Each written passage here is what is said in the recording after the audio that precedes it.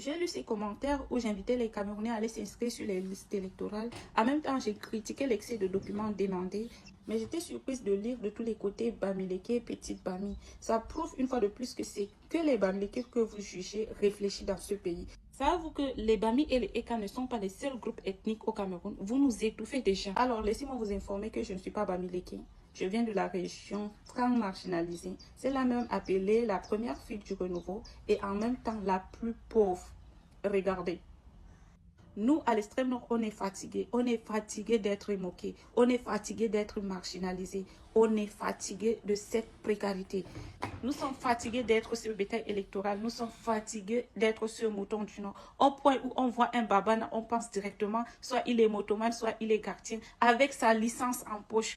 À l'extrême nord, on n'a pas d'industrie. Les seules industries qu'on avait, c'est la sèmerie et la sauce de coton. Celles-là même, elles ne parviennent pas à nourrir la région en elle-même. Nos enfants sont devenus des agresseurs partout. On nous a amené l'école de mine, mais où est l'industrie de mine? Après la formation, qu'est-ce qu'on fait de nos diplômes? Nos sœurs sont devenues des prostituées, nos frères des agresseurs, au point où ceux qui n'ont pas fait les études se moquent de nous en disant « Avec ton diplôme, qu'as-tu fait ?» Le gouvernement nous a habitués au point où nous acceptons notre précarité, nous commandons l'eau, l'électricité, les routes, mais nordiste, où est ta dignité? Comme tout pourri, Massa, Baya, Guidar, Peul était un homme très intelligent, intègre, fort, mais où es-tu? Pourquoi somnoles-tu? Dis non à ce qui ne va pas, réclame ta richesse, réclame ta souveraineté. Tu n'as pas besoin de payer pour aller travailler, tu le mérites, tu es très intelligent, c'est ton droit, c'est ton Cameroun à toi aussi. On est fatigué du système du RDPC. On est vraiment fatigué. On a vu nos parents militer pour ce parti. Mais qu'est-ce qu'ils nous ont apporté? Ils nous approvisent du jour au lendemain. Alors ne pensez pas que les Bamenda et les Bami qui sont fatigués de ce gouvernement. Nous, à l'extrême nord, nord Adamawa, on est aussi fatigués. La génération Android, la génération Z dit non. Nos frères et sœurs, après les diplômes, ils font les tontines. Mais la région n'est pas du tout attractive aux investissements. Ils investissent, ils perdent, ils reviennent à zéro. Et ce n'est pas de la faute de la population si la région n'est pas attractive à l'investissement. C'est de la faute du gouvernement. Moi, personnellement, j'aime Marois. C'est où je suis née et j'ai grandi. Mais je ne me vois pas en train de mettre 20 millions, sachant qu'après les études de marché, je suis sûre que je vais perdre si j'investis dans cette région. Et pour votre gouvernement, depuis ma naissance, je n'ai jamais milité pour un parti politique. Et s'il y a un seul vrai opposant du système en place, nous, la Gen Z de l'extrême nord, nord Adamawa, nous le choisirons. Bonjour les enfants, c'est papa. Et ça, c'est ma jeunesse, les enfants. Et ça, c'est la jeunesse du Cameroun. Ça, c'est la jeunesse 2.0. C'est pas ce qui confondent les Muriel Blanche, les Mayol Francine, les Tigndenge, les Zizou, les bêtises comme ça là. Ceux qui confondent ça en la jeunesse camerounaise, vous vous trompez. Eux, c'est des jouisseurs qui se servent de leur état de jeunesse pour maintenir le pays dans la précarité et la pauvreté. Ce sont les petits qui sont utilisés par les petits vieux pour bloquer leurs propres jeunes frères dans la bêtise et l'ignorance. Mais comme le mensonge ne gagne jamais, comme le mal finit par perdre parce que la vérité finira toujours par triompher et que le Cameroun est un pays qui occupe une place de choix dans le cœur de Dieu le Père, il y a aussi cette jeunesse debout, cette jeunesse éduquée, cette jeunesse émancipée, cette jeunesse libre, cette jeunesse démocratique, cette jeunesse politisée, cette jeunesse qui a grandi à la clinique. Quand tu écoutes la jeune fille qui parle ici, tu sais qu'elle a grandi à la clinique. Cette jeunesse qui suit la clinique depuis plus de 10 ans, qui savent aujourd'hui la différence entre un peuple et les populations. Cette jeunesse du Nord qui regarde leurs élites du Nord comme ça, là, les yeux dans les yeux aujourd'hui, et leur dit en foufouldé que nous ne sommes pas votre bétail électoral. Ça veut dire qu'elle regarde Bello Bouba Maïgari comme ça dans les yeux. Elle regarde Issa Chiruma Bakari comme ça dans les yeux. Elle la tutoie avec les yeux. Jeunesse grandie à la clinique, éduquée par la clinique et éduquée pendant des années. Parce que comme on dit toujours, si vous voulez libérer un peuple, donnez-lui l'éducation. Donnez-lui la connaissance. Éduquez-le, informez-le. Le problème avec vous, au Cameroun, c'est que pendant 42 ans, Paul Biya a détruit le peuple camerounais. Il a détruit, quand vous voyez les TikTokers et les TikTokeuses camerounaises, quand vous voyez comment ils se comportent, quand vous voyez comment les artistes camerounais se comportent, quand vous voyez le niveau de précarité dans lequel ils vivent, vous comprenez très bien que la jeunesse camerounaise, à 80% est partie à la chair à canon. Mais le Seigneur aime ce peuple.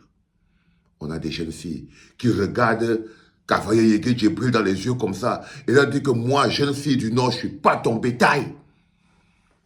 Et cette année, tu pars.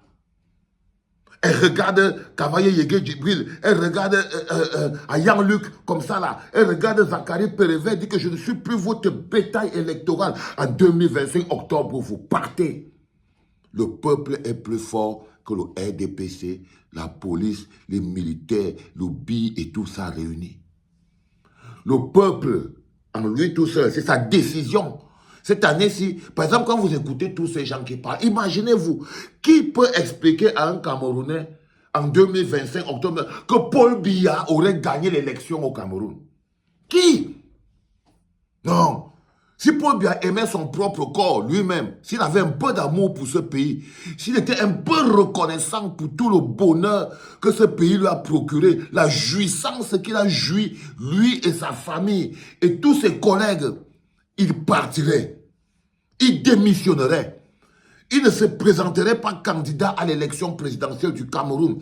Il dirait, j'ai déjà donné parce que la candidature de Paul Biya à l'élection présidentielle est un danger pour la sécurité. C'est dangereux pour la vie. C'est dangereux pour la stabilité. Quand ta candidature en elle-même est déjà un danger pour la stabilité du Cameroun, tu devrais le savoir.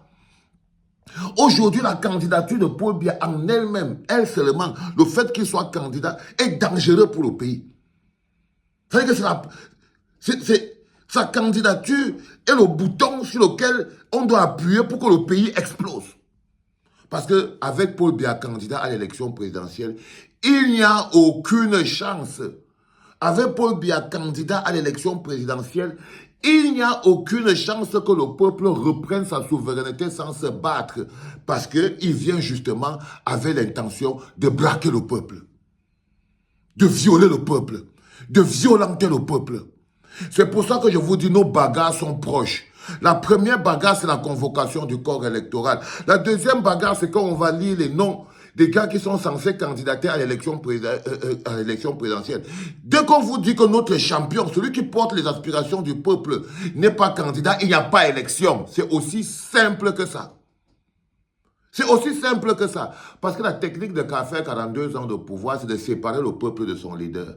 Soit on enlève le peuple de l'équation, soit on enlève le candidat du peuple de l'équation. Mais c'est toujours l'un ou l'autre. En 2025, ce sera le peuple et son candidat dans l'équation. Sinon, il n'y a pas élection.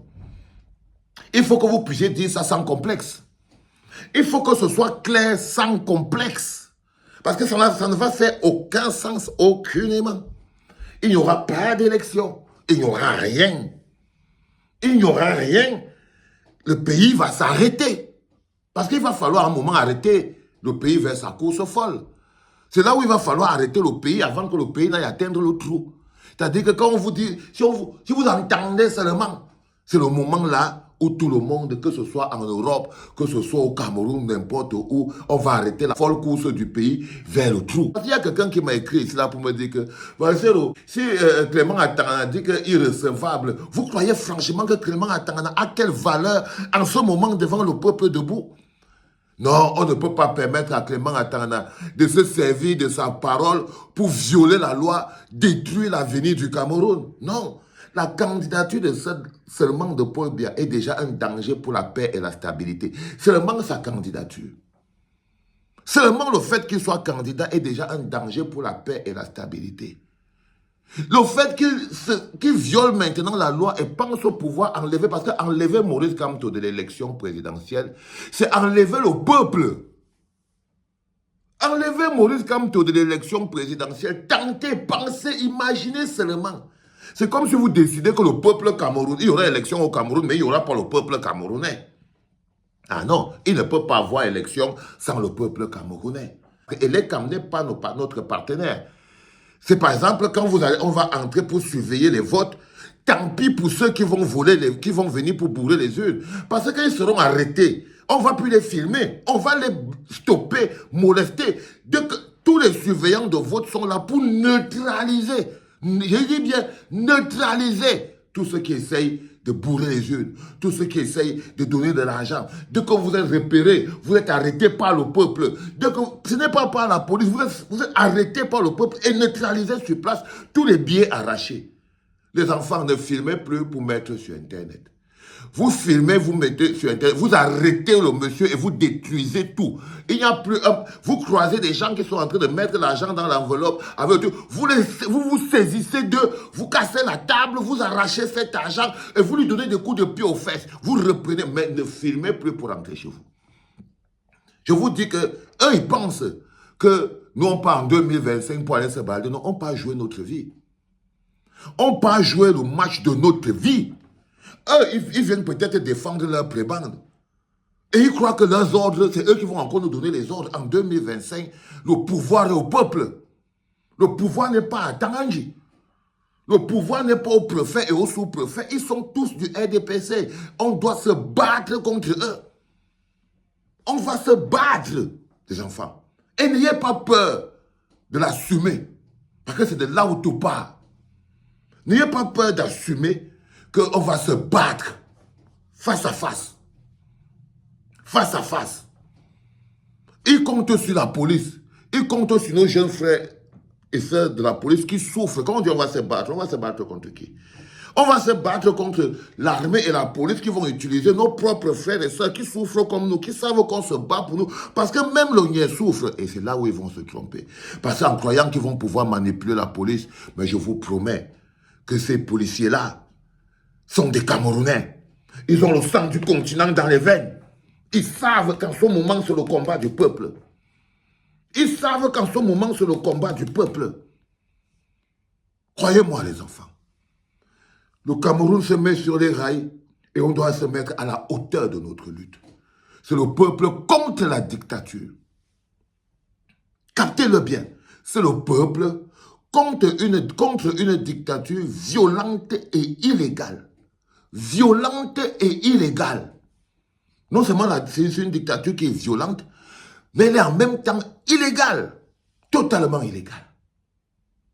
C'est important, les enfants. Totalement illégale. Et ce n'est pas quelque chose aujourd'hui quand vous voyez que les institutions ne sont plus au service du pays. Les institutions ne sont plus là pour faire respecter la loi. Par exemple, vous voyez que Paul Biya et ses copains peuvent éventrer la Constitution, travestir la loi électorale, nous engager en faux débat sur le mandat impératif que eux-mêmes ils ont déjà consommé. Que eux-mêmes en jurisprudence ont consommé au moins 1000 fois. Mais ils sont extrêmement malhonnêtes. Et quand on se bat contre des hommes malhonnêtes, on doit savoir qu'on doit les exposer. On ne peut plus compter sur la justice. On ne peut plus compter sur les choses comme ça. Non, on ne peut compter que sur le peuple. Et même quand tu associes le RDPC, le BI, la police, les préfets, les sous-préfets, les commissaires, les gendarmes et tout, ils ne sont ni plus grands, ni plus forts, ni plus nombreux que le peuple. Ils n'ont que la force qu'on leur donne. Vous avez vu les gars dernièrement à Douala? C'est nous qui les avons laissés. Quand vous voyez les petits policiers qui étaient placés devant nous là, vous voyez la masse qu'on était là derrière. Mais si on avançait, c'est moi les poussait à terre, on continuait nos routes. Non! C'est à vous, monsieur les policiers, qu'on vous le dit. Et croyez-moi, chaque Camerounais sur qui vous allez tirer, allez vous demander ce qui s'était passé avec Dadis Camara. Quand Dadis Camara a envoyé les policiers aller tirer sur les populations qui étaient au stade en train de dire non. Aujourd'hui, même le 2V qui avait tiré a pris au moins 50 ans. Chaque Camerounais que vous allez tuer dans l'exercice de sa lutte pour l'intérêt collectif, vous maudirez vos familles sur au moins 15 générations. Mes chers frères et sœurs des armées et des polices. Chaque Camerounais que vous allez tuer dans l'exercice de la revendication des meilleures conditions de vie pour tout le reste du Cameroun, vous porterez ce karma jusqu'à la 15e génération. Vous serez comme des maudits parce que c'est la malédiction, le maudia que vous aurez amené dans votre famille. Et ça là, croyez-moi, ça ne va pas vous pardonner. C'était papa, les enfants.